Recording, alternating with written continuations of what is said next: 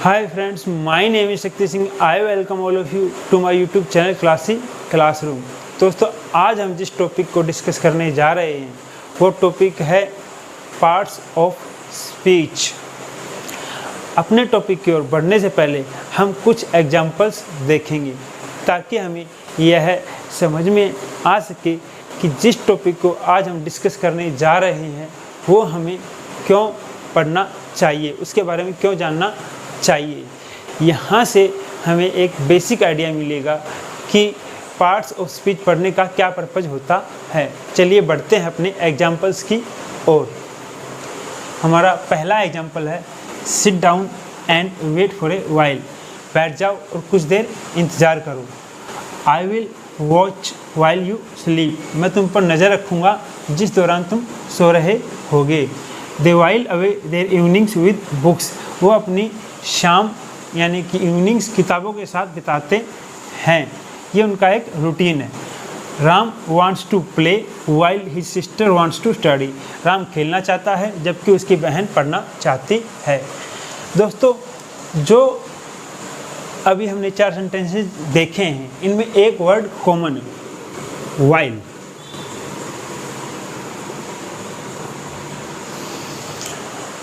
यहाँ पर नोटिस करने वाली बात यह है कि हर एक सेंटेंस में वाइल का मीनिंग और उसका फंक्शन बदल रहा है. यह बात समझने के लिए हमें इन सेंटेंसेस को एक बार फिर से देखना होगा. पहला सेंटेंस है sit down and wait for a while. बैठ जाओ और कुछ देर इंतजार करो. यहाँ पर वाइल का अर्थ है ए पीरियड ऑफ टाइम और यहाँ पर वाइल नाउन का रोल प्ले कर रहा है. हमारा सेकंड एग्जाम्पल है आई will watch while you sleep. कि मैं तुम पर नज़र रखूँगा जिस दौरान तुम सो रहे होगे. यहाँ पर ये एक एडवर्ब क्लोज है और यहाँ पर वाइल एडवर्ब का रोल प्ले कर रहा है.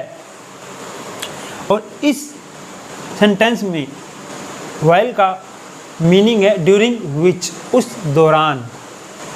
हमारा तीसरा जो एग्जाम्पल है सेंटेंस है they while away their evenings with books. वो अपनी इवनिंग्स यानी कि शामें किताबों के साथ बिताते हैं. यहाँ पर वाइल एक वर्ब का रोल प्ले कर रहा है.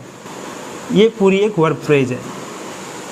और इस सेंटेंस में वाइल का अर्थ है to pass the time leisurely, मतलब बहुत ही सुस्ताते हुए खाली समय बिताना. हमारा चौथा एग्जाम्पल है Ram wants to play while his sister wants to study. Ram खेलना चाहता है जबकि उसकी बहन पढ़ना चाहती है. यहाँ पर वाइल एक कंजंक्शन का रोल प्ले कर रहा है.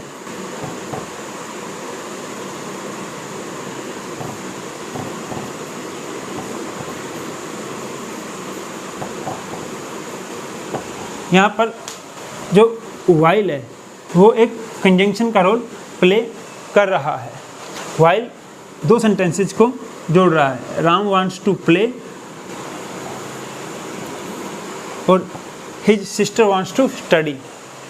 और इन दोनों सेंटेंसेस को जोड़कर वो एक सेंटेंस बना रहा है और उनके बीच में विरोधाभास यानी कॉन्ट्राडिक्शन शो कर रहा है. देखिए, Ram wants to play, Ram तो खेलना चाहता है जबकि his sister wants to study, उसकी बहन पढ़ना चाहती है. तो दोनों के बीच में विरोधाभास है. तो वाइल यहाँ पर कंजंक्शन का रोल प्ले कर रहा है और दो सेंटेंसेस को जोड़ रहा है. दो सेंटेंसेस को जोड़कर एक सेंटेंस बना रहा है जिनके बीच में विरोधाभास है. तो दोस्तों, यहाँ से हमें एक बात समझनी चाहिए कि हर एक सेंटेंस में वाइल का जो मीनिंग है वो बदल रहा है उसके फंक्शन की अकॉर्डिंग. जब हम वाइल को नाउन की तरह यूज कर रहे थे तो उसका अर्थ था ए पीरियड ऑफ टाइम. जब हम उन्हें उसको एडवर्ब की तरह यूज किया तो उसका अर्थ था ड्यूरिंग विच, उस दौरान. और जब हमने उसी वाइल को वर्ब की तरह यूज किया वाइल अवे, तो उसका अर्थ हो गया to pass the time leisurely, यानी कि ऐसा खाली समय अपना सुस्ताते हुए बहुत ही आराम से बिताना. और हमारा जो चौथा एग्जाम्पल है उसमें वाइल एक कंजंक्शन है और वो दो सेंटेंसेस को जोड़ रहा है और जोड़ने के बाद उनके बीच में विरोधाभास पैदा कर रहा है। यहाँ पर वाइल का अर्थ है जबकि। तो हमें एक बात समझनी चाहिए कि जैसे जैसे वाइल का फंक्शन बदल रहा है सेंटेंसेस में, उसके अर्थ में भी बदलाव आ रहा है। तो हमें यहाँ से यह बात पता चलती है कि इंग्लिश में मोस्ट ऑफ द वर्ड्स, जो ज़्यादातर वर्ड्स होते हैं, उनका मीनिंग फिक्स नहीं होता, वो उनके फंक्शन के और कंसेप्ट के अकॉर्डिंग बदलता रहता है। और किसी भी वर्ड का फंक्शन उसके पार्ट्स ऑफ स्पीच से डिसाइड होता है कि भाई नाउन के क्या फंक्शन है, क्या रोल प्ले करती है, एडवर्ब के क्या रोल है, वो क्या रोल प्ले करता है, एडजेक्टिव के क्या जो भी रोल है, फंक्शन है, वो क्या प्ले करता है। तो उसके अकॉर्डिंग उसके वर्ड के मीनिंग में बदलाव आता रहता है। दूसरा यह बात नोटिस करने वाली है कि अगर हमें किसी भी वर्ड को ग्रामेटिकली करेक्ट यूज करना है तो भी हमें उसके फंक्शंस का पता होना चाहिए कि वो किसी सेंटेंस में किस फंक्शन को निभा रहा है। क्या वो दो सेंटेंसेस को जोड़ रहा है, अगर वो कोई वर्ड दो सेंटेंसेस को जोड़ रहा है तो उसका अर्थ क्या होगा, ठीक है। और अगर वो दो सेंटेंसेस को जोड़ रहा है तो वो एक कंजंक्शन होगा, ठीक है। एडवर्ब है का फंक्शन वो प्ले कर रहा है। तो उसके अकॉर्डिंग जब हमें वर्ड का एग्जैक्ट फंक्शन पता होगा तभी हम सेंटेंस में वर्ड को ग्रामेटिकली करेक्ट यूज कर पाएंगे। तो दोस्तों हमें यह पता चल चुका है कि हमें पार्ट्स ऑफ स्पीच क्यों पढ़नी चाहिए। पार्ट्स ऑफ स्पीच पढ़ने के दो कारण होते हैं। नंबर एक कि किसी भी वर्ड का एग्जैक्ट मीनिंग पता करना सेंटेंस में उसके फंक्शन के अकॉर्डिंग। दूसरा, उसके फंक्शन के अकॉर्डिंग, वर्ड के फंक्शन के अकॉर्डिंग हमें कैसे उस वर्ड को सेंटेंस के अंदर ग्रामेटिकली करेक्ट यूज करना है, यानी व्याकरण के अनुसार सही तरीके से यूज करना है। अभी हमने नाउन, एडजेक्टिव, एडवर्ब और वर्ब की जो बात की है वो सभी पार्ट्स ऑफ स्पीच कहलाते हैं और इन्हीं के बारे में हम आगे पढ़। दोस्तों अभी हमने एग्जाम्पल्स के ज़रिए यह समझा कि किसी भी वर्ड का मीनिंग उसके फंक्शन के अकॉर्डिंग अलग अलग सेंटेंसेस में बदलता रहता है। दूसरा, अगर हमें किसी भी वर्ड को अलग अलग सेंटेंसेस में ग्रामेटिकली करेक्ट तरीके से, यानी ग्रामर के अनुसार सही तरीके से यूज करना है, प्रयोग करना है, तो भी हमें वर्ड के फंक्शन को समझना होता है। किसी भी वर्ड का फंक्शन उसके पार्ट ऑफ स्पीच से डिसाइड होता है। अगर इतनी बातें हमें समझ में आ चुकी हैं तो हमें यह समझ में आ चुका है कि हमें पार्ट्स ऑफ स्पीच के बारे में क्यों पढ़ना चाहिए। चलिए अब हम शुरू करते हैं अपने टॉपिक को। पहले हम देखते हैं कि पार्ट्स ऑफ स्पीच क्या होता है या किन्हें कहते हैं। Words are divided into different kinds of classes called parts of speech according to their use, that is according to the work they do in a sentence. Words को अलग अलग कैटेगरीज और क्लासेज में डिवाइड किया जाता है उनके प्रयोग और उनके फंक्शन के अकॉर्डिंग। और जो डिफरेंट क्लासेज और कैटेगरीज वर्ड्स की बनाई जाती हैं अकॉर्डिंग टू देयर यूज और देयर फंक्शन, उनके प्रयोग और उनके फंक्शन के अनुसार, उन्हीं कैटेगरीज और क्लासेज को हम पार्ट्स ऑफ स्पीच कहते हैं। According to traditional English grammar, there are 8 parts of speech. Traditional English grammar के अनुसार 8 part of speech होते हैं। Noun, pronoun, verb, adjective, adverb, preposition, conjunction, interjection. लेकिन according to modern English grammar there are 10 parts of speech. We add 2 extra categories. According to modern English grammar, जो English grammar हम आजकल पढ़ रहे हैं उनमें 10 पार्ट्स ऑफ स्पीच दिए जाते हैं। जो 2 एक्स्ट्रा कैटेगरीज हम ऐड करते हैं, जो एक्स्ट्रा क्लासेज हम ऐड करते हैं, वो हैं डिटरमिनर और पार्टिकल। अब हम यह देख चुके हैं कि पार्ट ऑफ स्पीच क्या होते हैं और एक कितने प्रकार के होते हैं, यानी कि इनकी क्या क्या डिफरेंट क्लासेज होती हैं। तो इनके बारे में अब हम थोड़ा एक्सप्लेन करते हुए पढ़ेंगे ताकि हमें इनके बारे में अच्छे से जानने को मिले। जिस पहले पार्ट्स ऑफ स्पीच को हम पढ़ने जा रहे हैं वो है noun. Noun. A noun is a word used as the name of a person, place or thing. किसी वस्तु, स्थान या फिर भाव के नाम को हम नाउन कहते हैं। हिंदी में नाउन को हम संज्ञा कहते हैं। तो हम यह कह सकते हैं किसी व्यक्ति, वस्तु, स्थान या भाव के नाम को संज्ञा कहते हैं।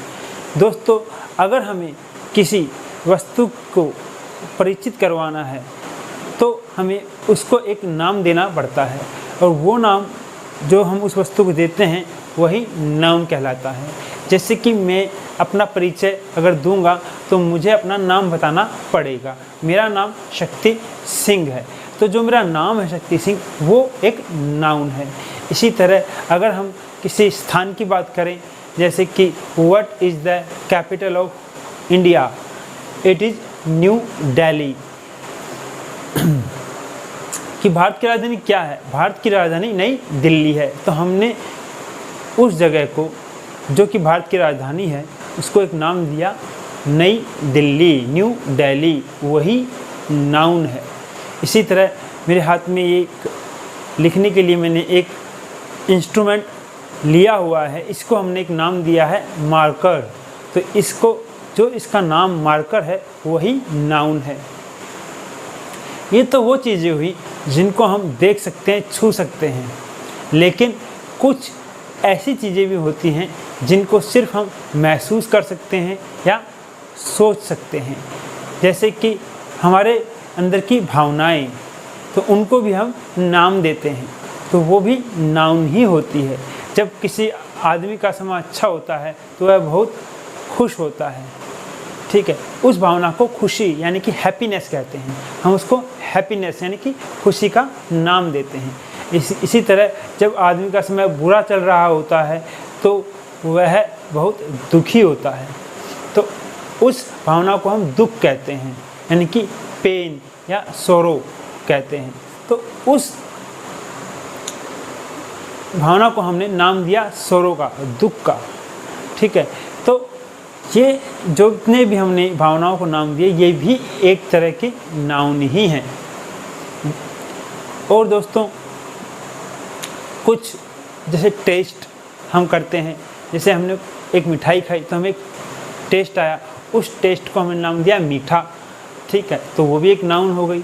ऐसे ही आप जब करेला खाते हैं तो एक टेस्ट आता है कड़वा, बिटर, तो वो भी एक बिटरनेस मतलब कड़वाहट, वो भी एक नाउन हो गई।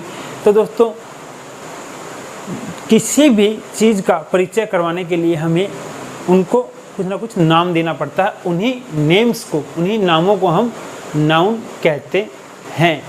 हमारी डेफिनेशन में जो थिंग वर्ड यूज हुआ है यह उन वस्तुओं के लिए यूज हुआ है जिनको हम देख सकते हैं, छू सकते हैं और टच कर सकते हैं, और यह उन वस्तुओं के लिए भी यूज हुआ है जिनको हम देख नहीं सकते, छू नहीं सकते, टच नहीं कर सकते, सिर्फ महसूस कर सकते हैं या सोच सकते हैं। तो दोस्तों, अब हमें यह पता चल चुका कि नाउन क्या होती है। नाउन जस्ट नेम होती है, नाम होती हैं जो हम किसी भी चीज़ को देते हैं, किसी वस्तु को, स्थान को, किसी व्यक्ति को देते हैं, या कोई भावना हो या कोई सोच हो जिसको हम नाम देते हैं, उन्हीं नेम्स को हम नाउन कहते हैं। चलिए अब इन्हीं को हम एग्जाम्पल्स के ज़रिए समझने की कोशिश करते हैं। हमारा पहला एग्जाम्पल्स है Akbar was a great king, कि अकबर एक महान राजा था। तो जो व्यक्ति महान था वो कौन था? अकबर। हमने उसको नाम दिया अकबर, ये एक नाउन है।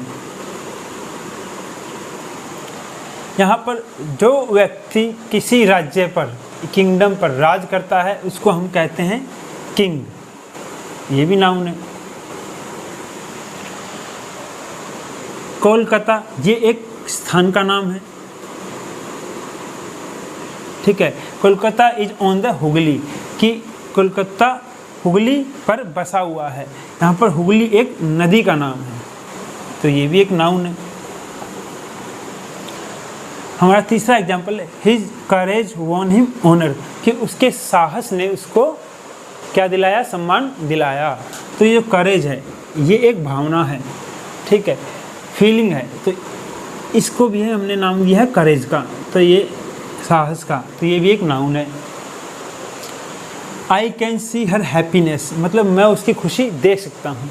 तो ये जो हैप्पीनेस वर्ड है ये एक तरह की भावना है जिसको हमने हैप्पीनेस मतलब खुशी का नाम दिया है, ये भी एक नाउन है, ठीक है दोस्तों। तो दोस्तों यहाँ से हमें समझ में आया कि नाउन क्या होती है। लेकिन अब हम यह देखते हैं कि एक नाउन सेंटेंसेस में क्या फंक्शन या क्या रोल प्ले करती है। एक नाउन सेंटेंस में सब्जेक्ट हो सकती है, ऑब्जेक्ट हो सकती है, और दोस्तों वह एक कॉम्प्लीमेंट हो सकती है, और एक नाउन सब्जेक्ट में किसी प्रीपोजिशन का ऑब्जेक्ट हो सकती है। हमने जितना भी अभी सब्जेक्ट, ऑब्जेक्ट और कॉम्प्लीमेंट के बारे में बात की, यह हम आगे आने वाली वीडियोज़ में डिटेल में देखेंगे। पहले हम देख लेते हैं कि इन सेंटेंसेज में जो नाउन है वो क्या क्या रोल या क्या क्या फंक्शन निभा रही है। देखिए दोस्तों, अकबर जो है ये नाउन है और इस सेंटेंस में ये सब्जेक्ट है। ये जो किंग है, ठीक है, ये नाउन है, ये पूरी एक नाउन फ्रेज है, ए ग्रेट किंग, ठीक है, और ये यहाँ पर कॉम्प्लीमेंट का रोल प्ले कर रही है। इसी तरह दोस्तों कोलकाता इस वाक्य का सब्जेक्ट है।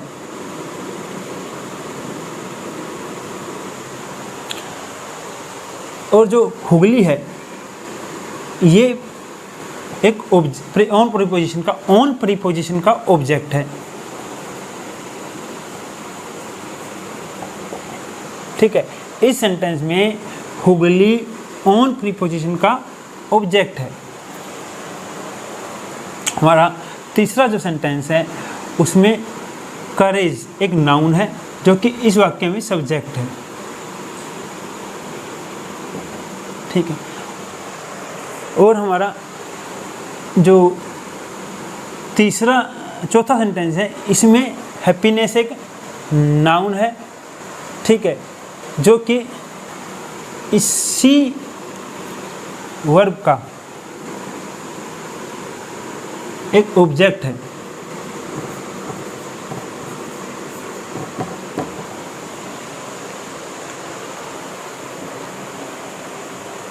तो दोस्तों यहाँ से हमने देखा कि नाउन किसी वाक्य में सब्जेक्ट, ऑब्जेक्ट और कॉम्प्लीमेंट और किसी प्रीपोजिशन का ऑब्जेक्ट होती है। ये सभी नाउन के फंक्शंस होते हैं।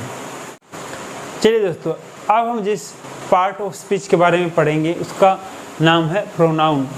पहले हम देखते हैं what is a pronoun. Pronoun यानी कि एक सर्वनाम क्या होता है। Pronoun, A pronoun is a word used instead of a noun.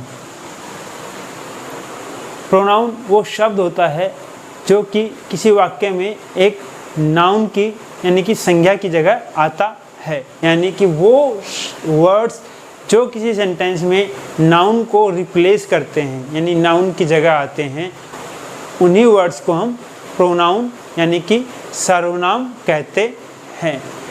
चलिए अभी हम इसी बात को एग्जाम्पल के साथ समझते हैं।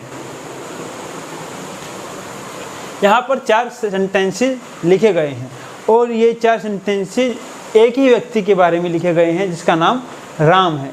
और ये चारों सेंटेंसेस उस व्यक्ति के सुबह के डेली रूटीन के बारे में बता रहे हैं। Ram gets up early in the morning, कि राम सुबह जल्दी उठता है। Ram brushes his teeth, Ram उसके दांतों को ब्रश करता है। राम टेक्स बाथ, राम नहाता है। Ram goes to school, Ram school जाता है। तो दोस्तों हमने देखा कि इन चारों सेंटेंसेस में हमने राम नाम का यूज किया है, जो उसका नाम है उसका हमने चारों सेंटेंसेस में यूज किया है, जबकि ये सेंटेंसेस हमने एक ही व्यक्ति के बारे में बताए हैं। तो दोस्तों बार बार किसी व्यक्ति का नाम लेकर उसके बारे में बताना थोड़ा ओड लगता है, तो इसलिए यानी कि थोड़ा अच्छा नहीं लगता। तो इसलिए हम क्या करते हैं, किसी भी नाउन को यानी उसी व्यक्ति के नाम को हम एक प्रोनाउन से रिप्लेस कर देते हैं, उस व्यक्ति के नाम की जगह में एक प्रोनाउन का यूज करते हैं। चलिए देखते हैं कि इन वाक्यों में हम राम के नाम को किस प्रोनाउन के साथ रिप्लेस कर सकते हैं। दोस्तों ये जो राम है इसकी जगह हम लिख सकते हैं ही, HE ही।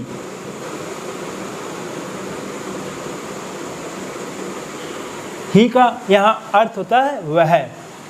अब हम दोबारा इन्हीं वाक्यों को पढ़ते हैं। Ram gets up early in the morning, कि राम सुबह जल्दी उठता है। तो सबसे पहले वाक्य में हमने राम वर्ड का यूज किया है। जब भी हम पहली बार किसी नाउन के बारे में यानी किसी व्यक्ति, स्थान, वस्तु या किसी भाव के बारे में बताते हैं, तो पहली बार तो हमें उसके नाम का ही इस्तेमाल करना होगा, ताकि हमें यह पता चल सके हम किस चीज़ के बारे में बात कर रहे हैं। लेकिन उसके बाद जितने भी हम सेंटेंसेस बनाएंगे उसमें हम उस नाउन को एक प्रोनाउन से रिप्लेस करेंगे। तो हमारा अगला जो वाक्य है वो है ही ब्रशेज हिज टीथ, वह अपने दांतों को साफ करता है। ही टेक्स बाथ, वह नहाता है। ही गोज टू स्कूल, वह स्कूल जाता है। तो यहाँ पर राम के नाम को एक ही यानी वह नाम के प्रोनाउन ने रिप्लेस कर दिया है। अब हम सभी सेंटेंसेस में राम के नाम का इस्तेमाल नहीं कर रहे, उसकी जगह हम एक प्रोनाउन का इस्तेमाल कर रहे हैं, वो है ही।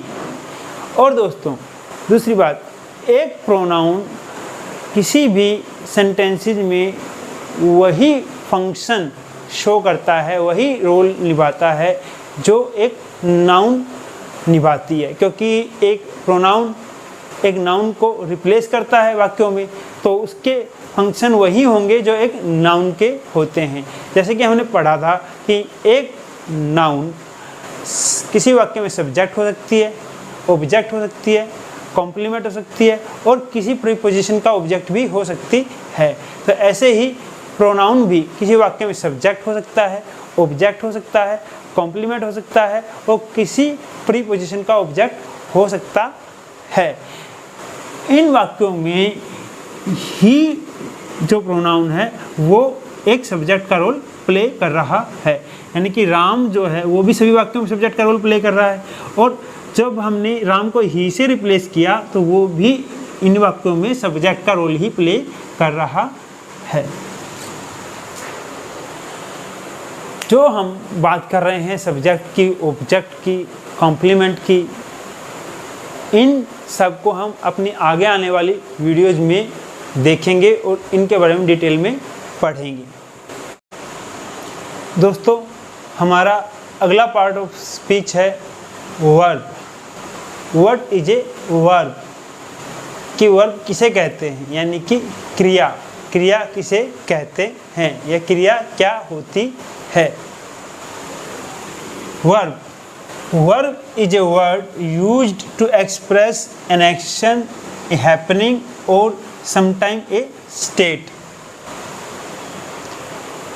एक्चुअल में वर्ब एक एक्टिविटी होती है जो कि किसी एक्शन यानी कि क्रिया, हैपनिंग यानी किसी चीज़ के होने को, या किसी स्टेट यानी किसी परिस्थिति को दर्शाती है। एक्शन यानी कि कोई व्यक्ति ने कोई काम कर दिया, या कोई व्यक्ति चल रहा है, कुछ खा रहा है, ये सारे एक्शन में आते हैं। हैपनिंग जैसे कोई व्यक्ति उसके जन्मदिन पर 21 साल का हो गया, 20 साल का हो गया, तो ये चीज़ अपने आप हुई है, ये किसी व्यक्ति ने की नहीं है। या बारिश के समय आसमान में अंधेरा हो गया, वो चीज़ भी अपने आप होती है, ठीक है। या फिर कोई स्टेट या सिचुएशन, जैसे कि कोई व्यक्ति गरीब है या कोई व्यक्ति बहुत ज़्यादा अमीर है, तो जो उस व्यक्ति की स्टेट या सिचुएशन है उसको भी कोई वर्ब एक्सप्रेस करती है, ठीक है। तो इसी तरह किसी वाक्य में वर्ब एक्शन, हैपनिंग और समटाइम कभी कभी स्टेट को भी रिप्रेजेंट करती है, और यही एक वर्ब के फंक्शन होते हैं। चलिए अब इन्हीं बातों को हम एग्जाम्पल्स यानी कि उदाहरण के साथ समझते हैं।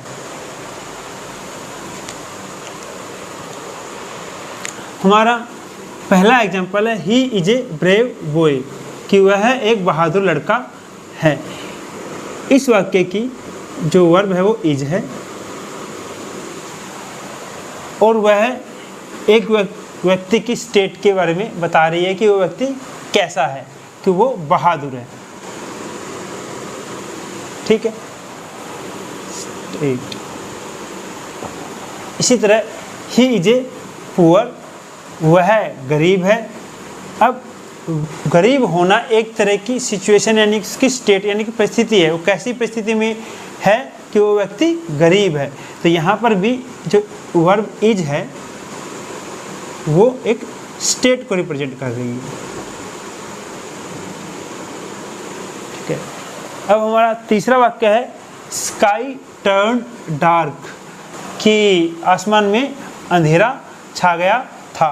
तो यहाँ पर जो टर्न वर्ब है ये एक तरह की हैपनिंग को शो कर रही है, क्योंकि आसमान में अंधेरा छाना अपने आप होता है, उसको कोई करता नहीं है, तो ये एक तरह की हैपनिंग है, ठीक है। और इसी तरह शी सोल्व द प्रॉब्लम, कि उसने समस्या हल कर दी, ठीक है। तो यहाँ पर उस लड़की ने इस प्रॉब्लम को, समस्या को हल किया है, ये एक तरह का एक्शन है जो उसने किया है। तो ये जो सोल्ड वर्ब है वाक्य में, ये एक एक्शन को रिप्रेजेंट कर रही है। तो दोस्तों यहाँ से हमें यह समझ में आ गया कि किसी वर्ब का किसी सेंटेंस में जो फंक्शन होता है वो किसी एक्शन, किसी हैपनिंग या किसी स्टेट को शो करना होता है। चलिए दोस्तों, जो अब हम अगला पार्ट ऑफ स्पीच डिस्कस करने जा रहे हैं वो है adjective. What is an adjective, कि एडजेक्टिव क्या होता है। एडजेक्टिव को हिंदी में विशेषण कहते हैं। An adjective is a word used to describe a noun and a pronoun. Adjective एक शब्द होता है जो नाउन और प्रोनाउन को डिस्क्राइब करता है। यहाँ डिस्क्राइब करने से मतलब है कि उनके बारे में हमें एक्स्ट्रा इन्फॉर्मेशन देता है। जैसे कि मैं एक सेंटेंस बोलूँ, आई हैव ए फ्लावर, मेरे पास एक फूल है। एक दूसरा सेंटेंस बोलूँ, I have a beautiful flower, कि मेरे पास एक सुंदर फूल है। पहले सेंटेंस में जो मैंने फ्रेज यूज की है ए फ्लावर, तो वो फ्लावर के बारे में कुछ इन्फॉर्मेशन नहीं दे रही, हाँ, बस ये बता रही है कि भी मेरे पास एक फूल है। लेकिन जब हम दूसरे सेंटेंस में देखते हैं तो हमने फ्रेज यूज की है ए ब्यूटीफुल फ्लावर, एक सुंदर फूल। तो यहाँ पर जो ब्यूटीफुल वर्ड है ये एडजेक्टिव है और ये हमें फ्लावर के बारे में कुछ इन्फॉर्मेशन दे रहा है कि फूल सुंदर है। ए ब्यूटीफुल फ्लावर, कि फूल सुंदर है। सुंदर कौन है? फूल, फ्लावर। तो ये जो ब्यूटीफुल वर्ड है यहाँ पर फ्लावर के मीनिंग को डिस्क्राइब कर रहा है, उसके बारे में कुछ एक्स्ट्रा इन्फॉर्मेशन दे रहा है। यही कार्य होता है एडजेक्टिव्स का। चलिए इन्हीं बातों को हम एग्जाम्पल्स के जरिए समझने की कोशिश करते हैं। हमारा पहला एग्जाम्पल है he is a brave boy, कि वह एक बहादुर लड़का है। यहाँ पर जो ब्रेव वर्ड है ये एक एडजेक्टिव है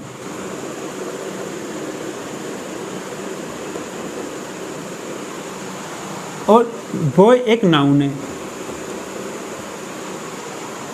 तो इस सेंटेंस में बात हो रही है एक बहादुर लड़के की। He is a brave boy, वह एक बहादुर लड़का है। तो बहादुर कौन है? लड़का। तो ब्रेव मतलब बहादुर, वो कौन है? लड़का। तो यहाँ पर ब्रेव वर्ड है, ये बॉय के बारे में, लड़के के बारे में कुछ एक्स्ट्रा इन्फॉर्मेशन दे रहा है कि वो बहादुर है, यानी कि बॉय की मीनिंग को डिस्क्राइब कर रहा है। तो इस तरह ब्रेव एडजेक्टिव है जो कि डिस्क्राइब कर रहा है बॉय नाउन के मीनिंग को। इसी तरह हमारा दूसरा example, there are beautiful flowers in the garden, कि बगीचे में सुंदर फूल है। यहाँ पर जो ब्यूटीफुल एडजेक्टिव है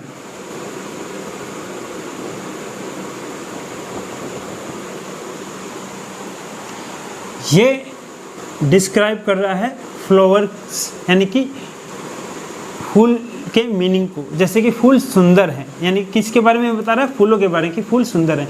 तो ये फ्लावर्स के मीनिंग को डिस्क्राइब कर रहा है। ठीक है, तो इसलिए यहाँ पर जो ब्यूटीफुल है वो एडजेक्टिव है जो कि डिस्क्राइब कर रहा है फ्लावर्स के मीनिंग को। इसी तरह हमारा तीसरा एग्जाम्पल है ही इज हैप्पी। हैप्पी एक एडजेक्टिव है।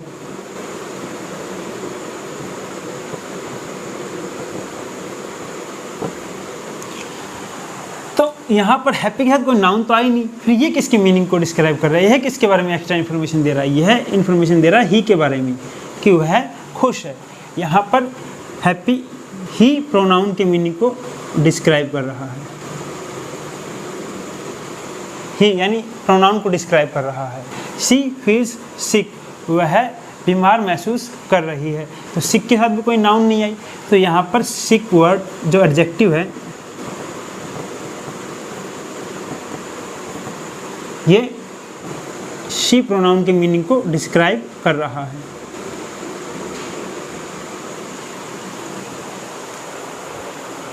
तो दोस्तों हमने एग्जाम्पल के जरिए देखा कि जो एडजेक्टिव होते हैं वो नाउन और प्रोनाउन के मीनिंग्स को डिस्क्राइब करते हैं, उनके बारे में एक्स्ट्रा इन्फॉर्मेशन देते हैं।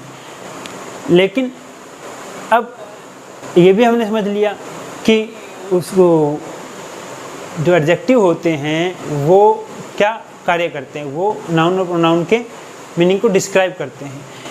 लेकिन कि एडजेक्टिव किसी सेंटेंसेस में सब्जेक्ट और ऑब्जेक्ट तो नहीं हो सकते, जैसे कि नाउन और प्रोनाउन होते हैं, लेकिन वो किसी सेंटेंस में कॉम्प्लीमेंट हो सकते हैं। चलिए देखते हैं।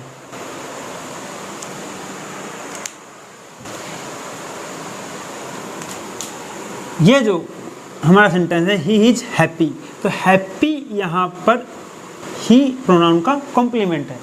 शी फील्स सिक, यहाँ पर सिक वर्ड शी प्रोनाउन का कॉम्प्लीमेंट है। तो दोस्तों हमें एक बात समझनी चाहिए कि एडजेक्टिव वाक्यों में सब्जेक्ट ऑब्जेक्ट नहीं हो सकते, पर कॉम्प्लीमेंट हो सकते हैं। अब ये कॉम्प्लीमेंट सब्जेक्ट ऑब्जेक्ट क्या होते हैं ये हम आगे आने वाले वीडियोज़ में देखेंगे और डिटेल्स के साथ देखेंगे। चलिए दोस्तों अब हम बात करते हैं अपने अगले पार्ट ऑफ स्पीच के बारे में, जो कि है एडवर्ब, यानी कि क्रिया विशेषण। व्हाट इज एन एडवर्ब, कि एक एडवर्ब क्या होता है। adverb. An adverb is a word used to add something to the meaning of a verb, an adjective or another adverb. दोस्तों, एक एडवर्ब यानी कि क्रिया विशेषण किसी वर्ब को या एडजेक्टिव को या खुद ही किसी दूसरे एडवर्ब को डिस्क्राइब करने के लिए प्रयोग में आता है। डिस्क्राइब करने से यहाँ मतलब है कि वो किसी वर्ब या एडजेक्टिव या एडवर्ब के बारे में कुछ एक्स्ट्रा इन्फॉर्मेशन देता है। जैसे कि हमने पढ़ा था कि एडजेक्टिव तो डिस्क्राइब करते हैं नाउन और प्रोनाउन को, वो नाउन और प्रोनाउन के बारे में कुछ एक्स्ट्रा इन्फॉर्मेशन देते हैं, लेकिन जो एडवर्ब होता है वो वर्ब, एडजेक्टिव और एक एडवर्ब के बारे में कुछ एक्स्ट्रा इन्फॉर्मेशन देता है। चलिए इन्हीं बातों को हम एग्जांपल्स के साथ समझते हैं। हमारा पहला एग्जांपल है ही सोल्व द सम क्विकली, कि उसने सवाल जल्दी से सोल्व कर दिया। तो दोस्तों ही सोल्व द सम क्विकली यानी कि उसने सम जल्दी से कर दिया, तो उसने सोल्व किया इसको क्विकली। तो यहाँ पर क्विकली वर्ड है वो सोल्व वर्ब को डिस्क्राइब कर रहा है, उसके बारे में एक इन्फॉर्मेशन दे रहा है। हम यह भी कर सकते थे, लिख सकते थे कि ही सोल्व्ड द सम, कि उसने सवाल हल कर दिया था, लेकिन हमने लिखा कि ही सोल्व्ड द सम क्विकली, कि उसने जल्दी से सवाल हल कर दिया था। तो यहाँ पर जो क्विकली वर्ड है वो सोल्व वर्ब को डिस्क्राइब कर रहा है।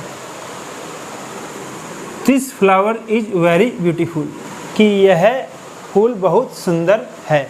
हम ये भी लिख सकते थे दिस फ्लावर इज ब्यूटीफुल, कि यह फूल सुंदर है। तो अगर हम यह लिखते this is beautiful, this flower is beautiful, तो दोस्तों वहाँ पर ब्यूटीफुल वर्ड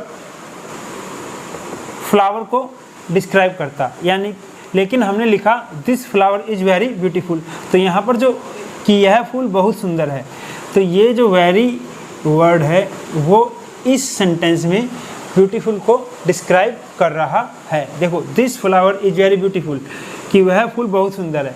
ब्यूटीफुल जो वर्ड है ये एडजेक्टिव है, ठीक है, ये डिस्क्राइब कर रहा है फ्लावर को, और जो वेरी वर्ड है ये आपका एडवर्ब, ये डिस्क्राइब कर रहा है आपके ब्यूटीफुल वर्ड को।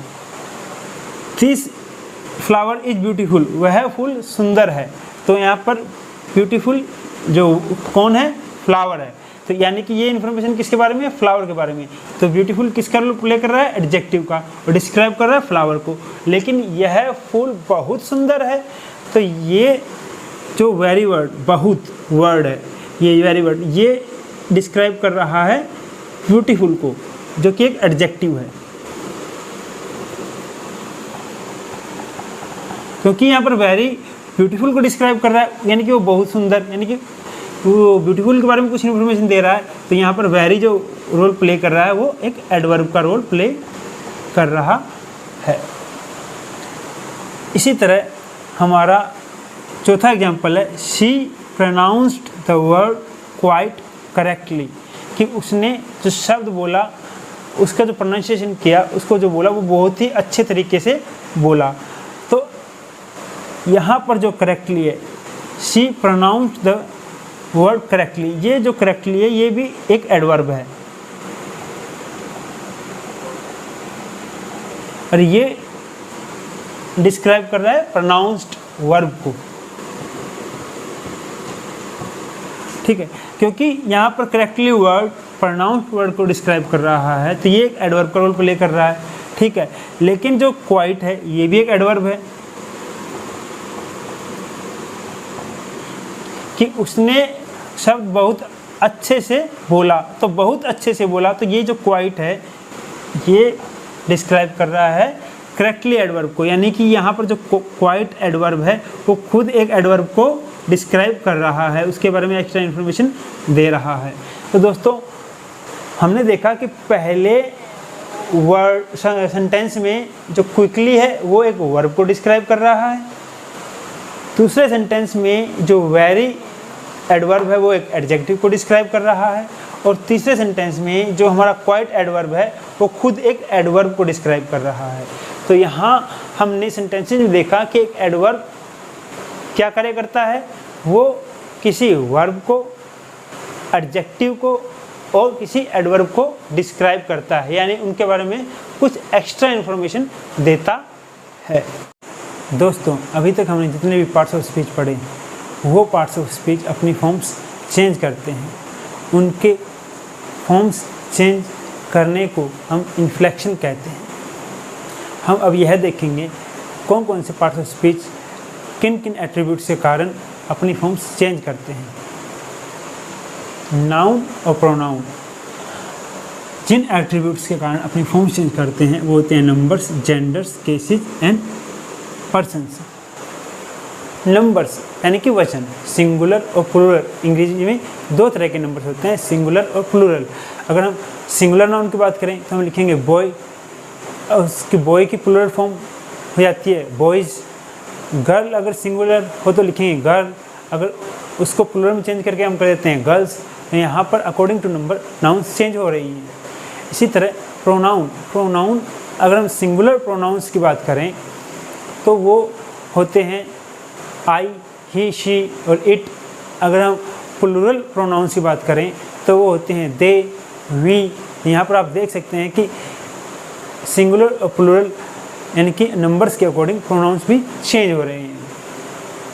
इसी तरह जेंडर्स के अकॉर्डिंग भी नाउन और प्रोनाउन चेंज होते हैं। अगर हम बात करें मैस्कुलाइन यानी कि पुलिंग जेंडर की तो हम बात करते हैं बॉय की, मैन की। अगर हम बात करें फेमिनाइन जेंडर की यानी कि स्त्रीलिंग की तो हम बात करते हैं गर्ल की, वुमन की। इसी तरह नाउन भी जेंडर के अकॉर्डिंग अपनी फॉर्म्स चेंज करते हैं। अगर आपका जेंडर मैस्कुलाइन है, पुलिंग है तो हम कहते हैं ही। अगर आपका जेंडर फेमिनाइन है तो हम कहते हैं शी।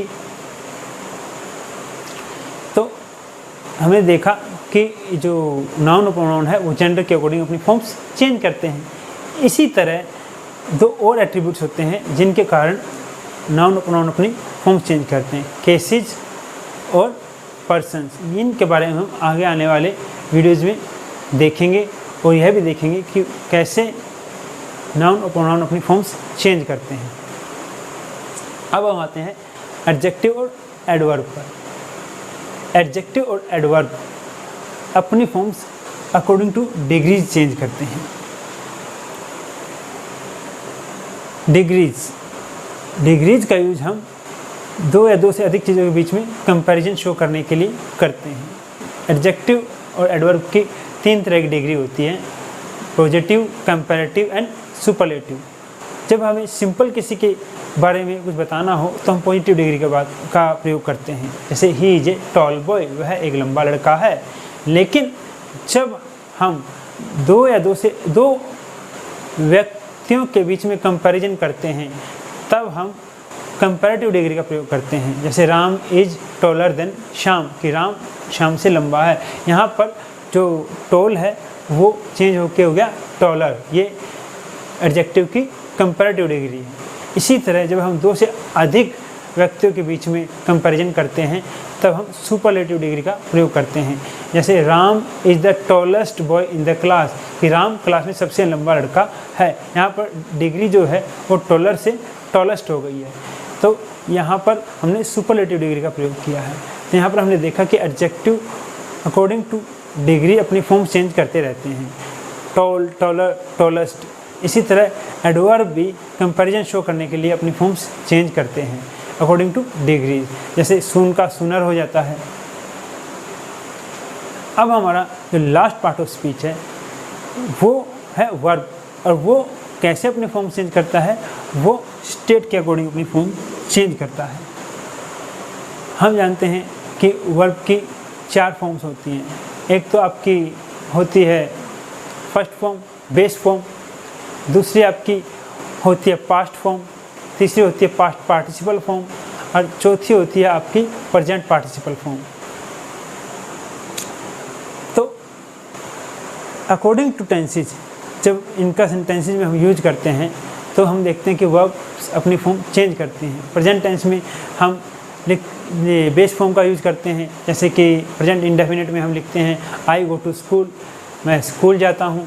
इसी तरह अगर प्रेजेंट पार्टिसिपल में हम बोले कि ही गोज टू स्कूल, वह स्कूल जाता है, तो यहाँ पर हमने गो को गोज कर दिया है। यहाँ पर वर्ब की फॉर्म चेंज हो चुकी है क्योंकि हमारा सब्जेक्ट थर्ड पर्सन और सिंगुलर है। इसी तरह हम अगर प्रेजेंट कॉन्टिन्यूस में इसी वर्ब को यूज़ करेंगे तो हमें लिखना पड़ेगा he is going to school, कि वह स्कूल जा रहा है। तो यहाँ पर हमने गो का गोइंग कर दिया है। इसी तरह परफेक्ट टेंस में हम पास्ट पार्टिसिपल फॉर्म का यूज़ करते हैं, जैसे he has gone to school, वह स्कूल जा चुका है। तो यहाँ पर हम देख रहे हैं कि टेंसेज के चेंज होने पर वर्ब्स की फॉर्म भी चेंज हो रही है। पास्ट फॉर्म में हम लिखते हैं ही वेंट टू स्कूल, वह स्कूल गया था। तो यहाँ पर हमने पास्ट फॉर्म का यूज़ किया है। तो यहाँ हम देख रहे हैं कि वाक्यों में according to tenses forms verb की चेंज हो रही हैं। अब आगे आने वाले जितने भी हमारे पार्ट्स ऑफ स्पीच होंगे वो इन्फ्लेक्शन शो नहीं करते, उनकी फॉर्म्स चेंज नहीं होती। उनके बारे में हम अपने आगे आने वाले वीडियो में देखेंगे। मैं आशा करता हूँ जितने भी पार्ट्स ऑफ स्पीच के बारे में मैंने इस वीडियो में बताया है आपको अच्छी तरह से समझ में आया होगा। Thanks for watching this video. Please like and share my videos and subscribe my channel.